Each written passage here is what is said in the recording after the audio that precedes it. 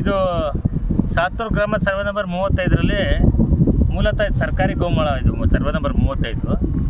ಈ ಪೈಕಿ ಇದರಲ್ಲಿ 30 ಗುಂಟೆ ಜಮೀನು ಆಕ್ರಮಿಸಿಕೊಂಡು ಅನಧಿಕೃತವಾಗಿ ಇಲ್ಲಿ ಬಡಾವಣೆ ಮಾಡಿ ಸಾಮಾನ್ಯ ಜನರನ್ನು ವಂಚಿಸ್ತಿದ್ರು. ಈ ಬಗ್ಗೆ ತನಿಖೆ ಮಾಡಿ ಅವ್ರ ದಾಖಲೆಗಳನ್ನೆಲ್ಲ ಪರಿಶೀಲಿಸಿ ಇವತ್ತು ಈ ಅಕ್ರಮ ಬಡಾವಣೆ ತೆರವುಗೊಳಿಸ್ತಾರೆ. ಗ್ರಾಮಸ್ಥರು ನೀಡಿರೋ ದೂರ ಅರ್ಜಿ ಮೇಲೆ ಸ್ಥಳ ತನಿಖೆ ಮಾಡಿ ಈ ಸಂಬಂಧಪಟ್ಟ ಲಗತ್ತು ಯಾರು ಲೇಔಟ್ ಮಾಡಿದ್ದಾರೆ ಅವರಿಗೆ ನೋಟಿಸ್ ನೀಡಿ ಏನು 35ರಲ್ಲಿ ಸೊ ನೀವು ಈ ಬಡಾವಣೆ ನಿರ್ಮಿಸಿರ್ತೀರ, ಅದಕ್ಕೆ ಸಂಬಂಧಪಟ್ಟ ದಾಖಲೆಗಳನ್ನ ಹಾಜರುಪಡಿಸಿ ಅಂತ ಹೇಳಿದಾಗ ಇಲ್ಲಿವರೆಗೂ ಯಾವುದೇ ದಾಖಲೆಗಳನ್ನು ಅವರು ಹಾಜರುಪಡಿಸಿರೋದಿಲ್ಲ.